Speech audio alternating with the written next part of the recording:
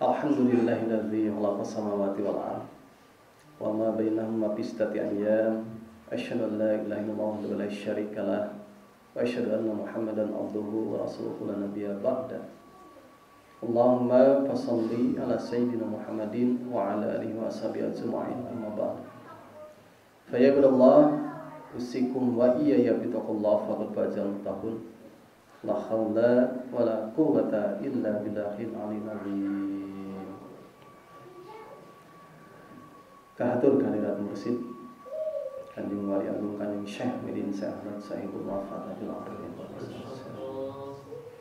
Semoga Allah SWT menambah kenikmatannya dan semoga kita semua diberikan oleh Allah SWT istiqomah untuk senantiasa bersama-sama dengan beliau dari dunia sampai akhirat. Al-Fatihah. Bismillahirrahmanirrahim. Alhamdulillahirabbil alamin arrahmanir rahim maliki yaumiddin. Iyyaka na'budu wa iyyaka nasta'in ihdinas siratal mustaqim siratal ladzina an'amta 'alaihim. Selanjutnya kita berdoa untuk kita semua. Semoga apa yang kita cita-citakan, apa yang kita inginkan diwujudkan oleh Allah SWT. Al-Fatihah. A'udzubillahi minasyaitonir rajim. Bismillahirrahmanirrahim. Alhamdulillahirabbil alamin arrahmanir rahim maliki yaumiddin. Iyyaka na'budu wa iyyaka nasta'in ihdinas siratal mustaqim siratal ladzina an'amta 'alaihim.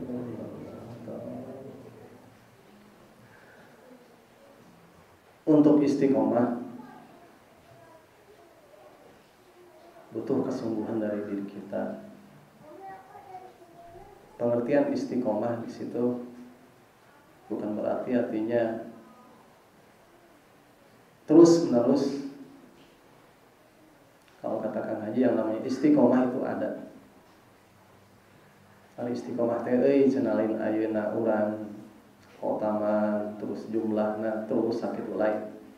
Yang namanya istiqomah selamanya ada. Itu pengertian istiqomah. Apa yang harus ada? Kalau kita belum mampu untuk merasakan adanya Allah dalam batiniah kita, sanubari kita, sir kita yang paling dalam, minimal kita bisa merasakan adanya perhatian, adanya penglihatan, adanya tatapan dari ruh guru kita, mursyid kita.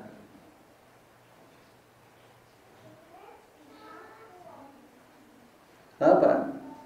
Karena orang-orang yang seperti itu tatapannya mengandung rahmat dari Allah Subhanahu wa ta'ala. Bagaimana caranya? Untuk bisa ditembus oleh cahaya orang-orang seperti itu, hati dan pikiran kita harus dikosongkan. Harus kosong dari apa? Harus kosong pertama daripada ilmu kita. Kosongkan ilmu kita. Walaupun kita banyak ilmu, walaupun kita banyak membaca, walaupun kita banyak pengetahuan luas, kosongkan. Setelah itu kosongkan apa lagi? Kosongkan amal kita.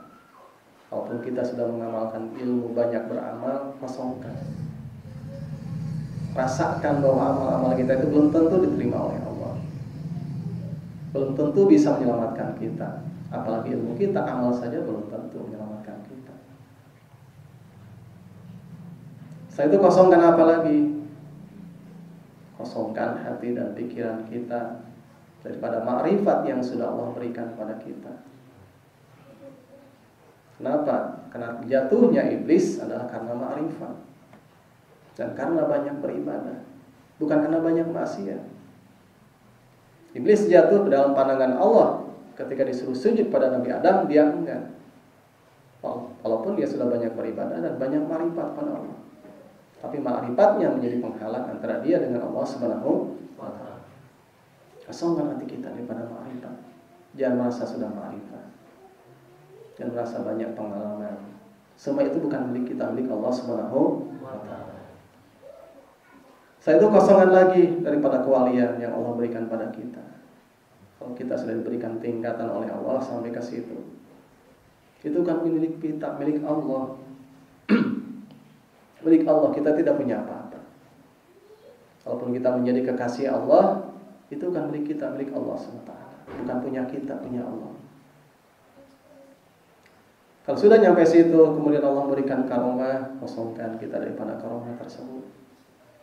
Nah, sesungguhnya kita tidak punya kemuliaan apa-apa, tidak punya keanehan apa-apa.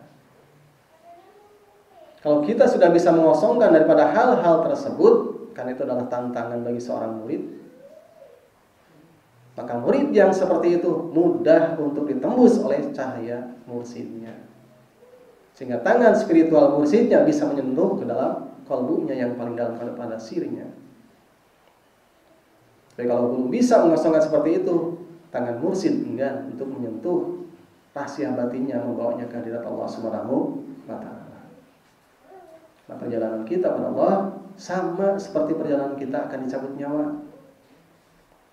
Bagaimana kalau kita mau dicabut nyawa? Ketika orang mau dicabut nyawa, tidak boleh berpikir pada selain Allah, karena semuanya akan ditinggalkan. Dunia akan ditinggalkan, keluarga ditinggalkan, semuanya ditinggalkan, pujian, penghormatan, ilmu, amal, semuanya ditinggalkan. Yang tidak akan meninggalkan siapa? Allah Subhanahu wa taala dengan rahmatnya. Maka kita kosongkan hati kita, pikiran kita daripada selain Allah. Ikhlaskan dalam beramal, berusaha, kan juga sama. Nah, kita orang-orang yang banyak dosa, banyak maksiat, banyak kesalahan, terkadang banyak keinginan yang mungkin tidak sesuai dengan keinginan Allah. Kosongkan, ikhlaskan dalam amal-amal kita. Dalam kita belajar berthariqah itu dengan sesama kita, dengan sesama ikhwan, tidak ada yang namanya saingan, tidak ada. Tidak ada perebutan kekuasaan, tidak ada. Tidak ada menang dan kalah, tidak ada. Menang dan kalah adalah ketika kita bisa menang dengan hawa nafsu kita. Kalahnya kita ketika kita tunduk pada hawa nafsu kita. Tidak ada yang lebih tinggi dan tidak ada yang lebih rendah. Semua milik Allah. Semuanya milik Allah, bukan punya kita. Kepada siapapun juga sama. Dalam lingkungan kita dengan sesama ikhwan harus seperti itu. Pada orang di luar ikhwan juga sama. Jangan merasa lebih tinggi dan merasa lebih hebat, dan merasa kita sudah berthariqah. Dulu kata pangarsa Abah begitu, ari kanu tacan diajaran zikir teh euy ulah ngarasa aing uyah kidu. Pelajaran Syekh Mursid pangarsa Abah begitu, pelajaran yang agungnya. Ari kanu tacan diajaran zikir teh euy ulah ngarasa aing uyah kidu. Jangan seperti itu. Kenapa? Karena guru mursid seperti pangarsa Abah tidak suka melihat murid-muridnya yang sombong. Allah pun sama. Man tawadha rafa Allah, barang siapa orang yang merendah di hadapan manusia, di hadapan Allah, maka orang itu hakikatnya salah satu tanda orang yang mulia.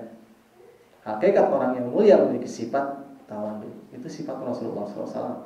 Itu pun sifat para nabi, itu pun sifat guru kita para sahabat, dan sifat Kanjeng Syekh Abdul Qadir Al-Jilani. Kanjeng Syekh Abdul Qadir Al-Jilani beliau seorang wali kutub. Siapa yang pada saat itu makamnya lebih tinggi daripada beliau? Tapi dalam sejarah beliau sering mendatangi wali yang matanya buta, yang berbeda negara, dan beliau menyuapi wali tersebut. Hampir tiap hari datang disuapi wali tersebut. Si wali tidak tahu bahwa itu Kanjeng Syekh Abdul Qadir Al-Jilani, karena wali itu buta. Itu menunjukkan apa? Ketawaduan Syekh Abdul Qadir Al-Jilani. Kanjeng Nabi juga sama seperti itu. Siapa orang yang lebih mulia dari beliau? Tidak ada. Tapi beliau sering menyuapi orang Yahudi yang matanya buta. Setiap disuapi mencaci maki, setiap disuapi mencaci maki Rasulullah SAW. Itu akhlak Rasulullah. Bukan orang Islam, orang Yahudi. Akhlak Sayyidina Ali juga sama seperti itu. Akhlak pangarsa Abah juga sama seperti itu. Artinya apa? Salah satu tanda orang yang tinggi derajatnya di sisi Allah memiliki sifat tawadhu. Maka Makanya guru tidak suka melihat muridnya yang sombong, merasa berbesar hati, berbesar diri dengan apa yang diberikan oleh Allah. Makanya luruskan diri kita. Kalau mau berlomba-lombalah kita membersihkan hati. Terus berusaha membersihkan hati kita masing-masing. Semakin bersih terus. Dan berusaha berlomba-lomba semakin lurus. Jadi orang yang paling lurus. Tapi jangan merasa yang paling bersih, jangan merasa yang paling lurus. Karena itu adalah tipu daya hawa nafsu kita. Kalau kita merasa, oh saya ini paling bersih, saya paling lurus, itu salah satu tanda tipu daya hawa nafsu. Salah satu sifat hawa nafsu adalah memuji-muji diri sendiri. Itu yang dikatakan suka. Tidak ada yang memuji, tapi memuji-muji diri sendiri. Itu yang harus kita waspadai. Karena sifat seperti itu lahir daripada iblis laknatullah. Dan sifat iblis kalau ada dalam diri kita tetap ma'rifat, tapi jauh dari Allah Subhanahu wa ta'ala. Jangan dikira setelah iblis dijatuhkan oleh Allah tidak ma'rifat, terus ma'rifatnya berjalan. Jangan dikira orang yang sudah jatuh di pandangan Allah itu tidak ma'rifat, terus ma'rifatnya berjalan.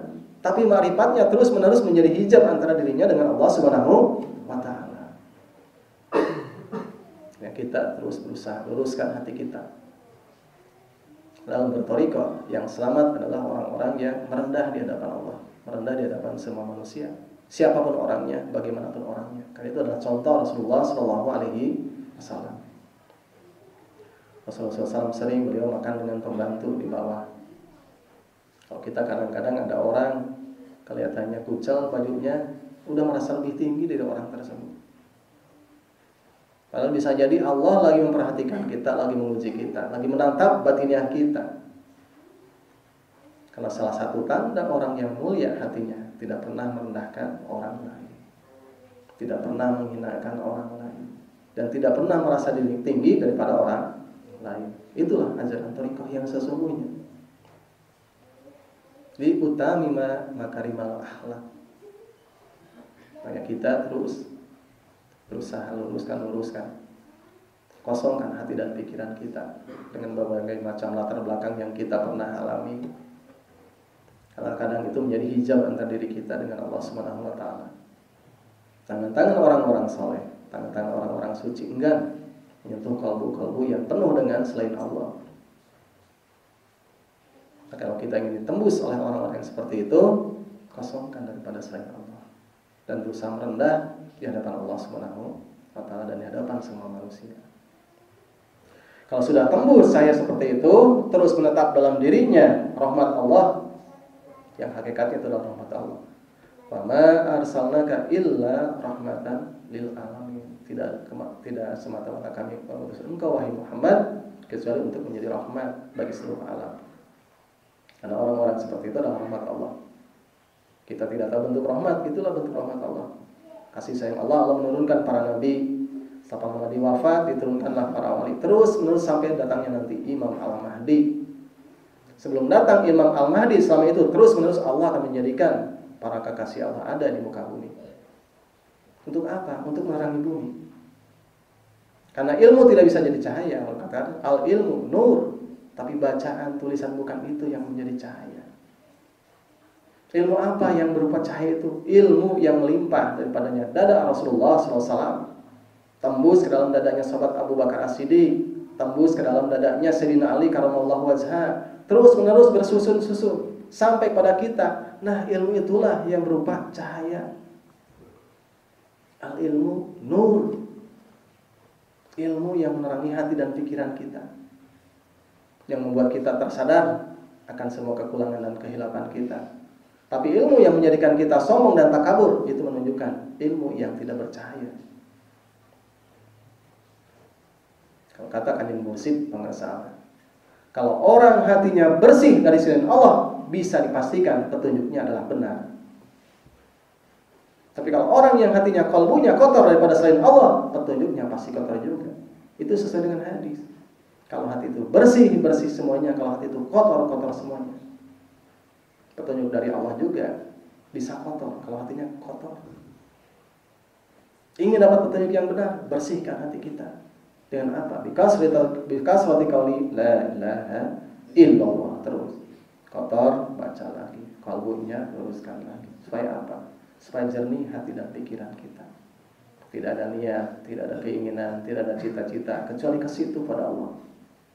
La ilaha illallah, tidak ada yang kita cintai kecuali Allah, tidak ada yang kita tuju kecuali Allah, tidak ada yang kita inginkan kecuali Allah. Itu hakikat daripada la ilaha illallah. Kenapa seperti itu? Karena kita banyak keinginan. Kita banyak keinginan, banyak cita-cita, banyak harapan, banyak angan-angan. Itu penghalang la ilaha illallah. Masih banyak selain Allah dalam diri kita. Masih banyak hal-hal yang bertentangan dengan keinginan Allah. Allah pingin hujan, kita pingin kemarau. Allah pingin kita sakit, kita pingin sembuh. Bertentangan kita dengan keinginan Allah. Untuk mencapai kesempurnaan dalam maqamat kita belajar thariqah, maqam terakhir adalah ridho. Ridho. Raditu billahi rabba. Ridho Allah itu menjadi Tuhan bagi kita. Memiliki sifat mengatur, memiliki sifat maha berkuasa, mengatur hidup kita, mengatur siang dan malam kita, mengatur tidur kita, mengatur rezeki kita, mengatur semuanya. Kita ridho diatur oleh Allah Subhanahu wa taala. Jangan menjadi hamba-hamba yang sombong dan takabur. Merasa hebat, merasa bisa mengatur hidup kita. Bisa berencana, tidak bisa. Kita tidak bisa apa-apa, tidak tahu apa-apa. Jadilah hidup seperti Rasulullah SAW dan para sahabat. Rasulullah bilang kepada Abdullah bin Umar, wahai Abdullah bin Umar, jadilah engkau pengembara di dunia, jangan kau jadikan dunia sebagai tempat tinggal bagimu. Kadang-kadang kita menganggap dunia itu tempat tinggal, padahal ini hanya pengembaraan sementara. Yang kita cari yang sesungguhnya adalah Allah Subhanahu wa taala. Di mana? Dalam kalbu kita. Sifat akhirat itu ada di situ. Makanya seorang ahli ma'rifat dikatakan orang yang memiliki ma'rifat sifat, kata pengusaha dalam Miftahul Surur, adalah orang-orang yang sudah hidup di dua alam. Jasadnya hidup di dunia, kalbunya dan rasanya itu hidup di alam yang tidak tampak oleh kita. Itu orang yang memiliki ma'rifat sifat. Jasadnya hidup di dunia, bergaul dengan orang biasa, dengan orang lain. Tapi kalbunya sudah hadir di alam akhirat. Akhirat itu dalam diri kita. Sirnya sudah sampai di hadirat Allah Subhanahu wa taala.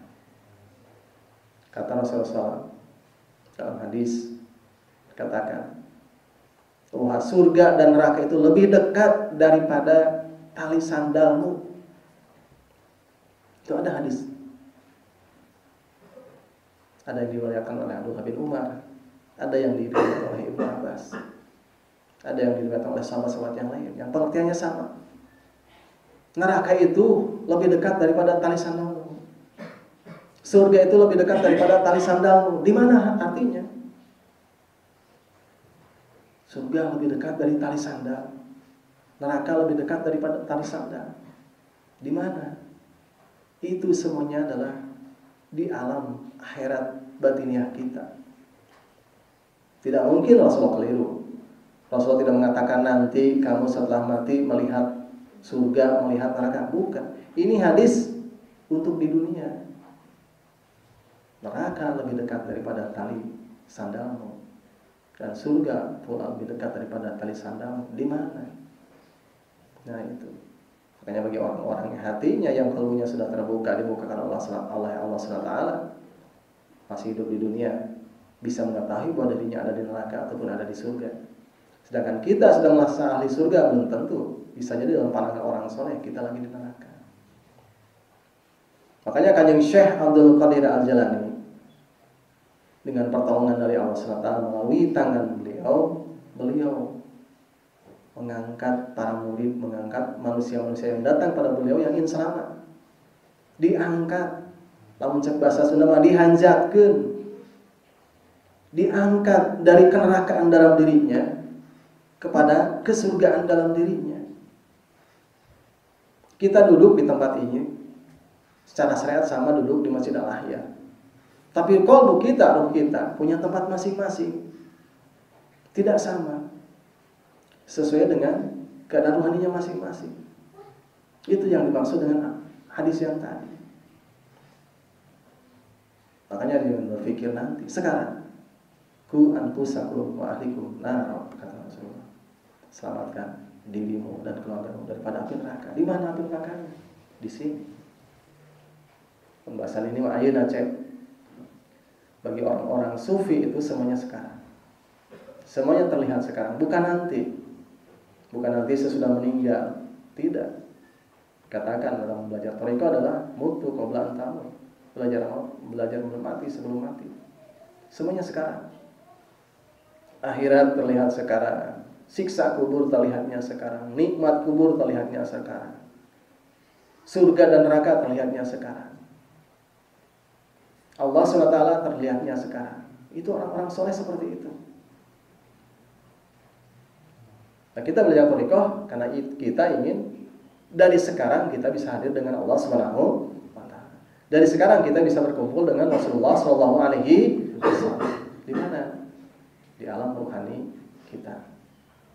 Nah, manakiban adalah salah satu pintu supaya kita bisa hadir ruh kita dengan Rasulullah sallallahu alaihi wasallam dan para sahabat. Ruh kita bisa hadir dengan guru-guru kita. Ini adalah pintu. Manakiban Syekh Abdul Qadir Jailani adalah pintu bagi para murid untuk bisa hadir dengan ruh-ruh yang saleh. Ini adalah pintu. Kok kita merasakan kitanya masih jauh. Kitanya masih terlalu dekat dengan dunia kita. Setiap hari yang dipikirkan dunia kita. Coba kalau kita sudah berpikir tiap hari yang kita pikirkan hanya Allah. Bangun tidur yang dipikirkan Allah. Berjalan di dunia sampai tidur lagi yang dipikirkan Allah. Dalam mimpi pun yang dipikirkan Tuhan Allah. Pasti kalau kita seperti itu, kita bisa merasakan. Tapi kalau kita lebih dekat kepada dunia, jangankan merasakan. Yang ada adalah gelap gulita. Katakan dalam Al-Quran, Allahu waliyul ladzina amanu yukhrijuhum minadh dhulumati ila nur. Allah itu menjadi wali, menjadi pelindung, memegang tangan orang-orang yang beriman, menjadi maula orang-orang yang beriman. Yukhrijuhum, mengeluarkan mereka minadh dhulumat, daripada kegelapan qalbu ila nur, pada cahaya. Jadi kita hadir di sini karena kita belum sampai kepada nur. Masih gelap. Mata kita merem, masih gelap. Qalbu kita masih gelap, ruh kita masih gelap, rahasia batin kita masih gelap. Bingung harus bagaimana hidup. Tidak tahu apa yang kita cari, tidak tahu apa yang harus kita kerjakan. Masih bingung. Petunjuk masih samar, masih jauh daripada Allah Subhanahu wa taala. Itu masih dulu. Tapi kita sudah berthariqah, artinya sudah berproses ilah. Cuman ilah di situ butuh waktu. Ada yang puluhan tahun, ada yang tahunan, ada yang sampai kakek-kakek. Tapi jangan putus asa. Minimal orang sudah ditalqin dan mengamalkan zikir bisa melihat nur Allah. Minimal itu. Bisa melihat nur Allah. Karena ini ditalqinkan oleh Rasulullah SAW melalui ruh guru-guru kita adalah nur Allah. Nur Muhammad. Itu yang talqin adalah itu. Minimal melihat nur Allah. Kalau kita belum melihat, nanti minimal sudah meninggal. Kalau sekarang belum terlihat, nanti sudah meninggal terlihat apa yang ditalqinkan oleh guru kita. Cahaya di dada kita itu seperti apa? Itu nur Allah. Minimal melihat itu. Walaupun kita tidak sampai melihat zat Allah, karena orang yang sampai pada zat Allah adalah hanya hamba-hamba pilihan Allah. Minimal melihat nur Allah. Ruang lingkup kita hadir di sini karena kita ingin bersatu padu dengan orang-orang yang sudah sampai pada zat Allah. Kita dalam tahapan nur Allah. Zikir, khotaman, manakiban itu menyatukan cahaya. Kalau kita zikir sendiri, khotaman sendiri beda. Kekuatan ruh kita baru 10%. Mungkin nanti jangka waktunya lama. Sudah kakek-kakek udah tahu nanti nyampe mana perjalanannya. Tapi kalau kita berjamaah mengamalkan zikir, khotaman, terus saling bantu. Yang ini ruhnya lebih terang, yang ini ruhnya lebih lurus, yang ini ruhnya lebih bercahaya. Terus saling bantu, saling tambah, fastabiqul khairat. Saling tambah cahayanya, saling berbagi cahayanya. Semakin terang, semakin cepat perkembangan ruhnya daripada yang berjalan sendiri. Kita belajar thariqah sudah di tahun 92. Sekarang 2014, sudah 22 tahun. Sampai sekarang masih terus kepada Kanjeng Wali Agung Syekh Ahmad Syaibul Wafat Adil Arifin. Belum tamat belajar thariqah itu. Kapan tamatnya gak tahu. Saya aja gak tahu. Sampai sekarang masih terus beliau melimpahkan nur di alam yang orang tidak tahu. Melimpahkan ilmu di alam yang orang tidak tahu. Terus menerus sampai sekarang beliau terus mengilhamkan ke dalam hati dan pikiran. Kamu harus begini. Terus memberikan ilmu sampai sekarang. Didikannya terasa terus. Cara fisik beliau sudah tidak ada di dunia. Tapi ruhani beliau yang ada di alam sana. Kalau kita sudah nempel dengan beliau dan merasakan. Syukur kalau bisa hadir dengan alam beliau. Terus ilmu itu tidak terputus. Makanya dalam berthariqah tidak aneh.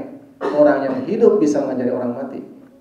Kata ini dulu begitu. Cep, yang datang ke sini bukan hanya yang hidup, yang mati juga datang ke sini. Utlubul ilmu minal mahdi ila lahdi. Orang yang belajar thariqah sebelum dia menjadi wali Allah, sebelum menemukan Nur Muhammad kemudian wafat, Allah akan mengutus dua malaikat ke dalam kuburnya dan mengajarkan tentang marifat tersebut. Dan ruh tersebut akan mencari ruh-ruh pembimbing sehingga sempurna menjadi seorang wali Allah, menjadi mendapatkan Nur Muhammad. Makanya katanya ini dulu begitu. Yang datang ke sini bukan hanya yang hidup saja, yang sudah meninggal pun datang ke sini. Dan thariqah tidak hanya diajarkan oleh yang hidup di dunia, tapi ruh yang sudah ada di sana bisa mengajari murid-murid yang ada di dunia dan bisa mendoakan. Itu ajaran thariqah seperti itu. Kamu bisa mendoakan. Sudah ada contohnya. Rasulullah SAW ketika beliau Isra Mi'raj, dari mulai langit 1 sampai langit 7, semua nabi mendoakan beliau. Datang langit 1 ketemu Nabi Adam. Nabi Adam mendoakan Rasulullah SAW. Terus sampai langit 7 seperti itu. Tidak terputus. Hanya murid yang lurus hatinya, yang benar, yang tawadu, yang rendah hati, merendah di hadapan Allah dan di hadapan semua orang, bisa merasakan hal seperti itu. Makanya kosongkan hati kita. Luruskan hati kita, terus belajar. Kita sama-sama ingin hadir dengan Allah, sama-sama ingin sampai pada Allah. Mudah-mudahan Allah menolong kita. Jangan putus asa. Selama masih ada nafas, masih ada kesempatan, terus berusaha. Karena istiqomah itu adalah hadiah dari Allah. Adanya istiqomah, minimal ada rasa cinta kepada guru kita. Itu istiqomah. Istiqomahnya cinta. Nah, walaupun jauh di mata, kalau kita cinta pada Rasulullah, cinta pada sahabat, cinta kepada para kekasih Allah, itu artinya kita dekat dengan mereka. Dengan adanya cinta, tersalurlah cahaya-cahaya daripada mereka ke dalam kalbu-kalbu kita. Makanya tadi dalam manaqib diceritakan begitu. Orang yang fasik, itu orang fasik. Belum tentu melaksanakan sholat, puasa, apalagi haji. Tapi karena dia cinta kepada Kanjeng Syekh Abdul Qadir Al-Jilani, diselamatkan dalam kuburnya.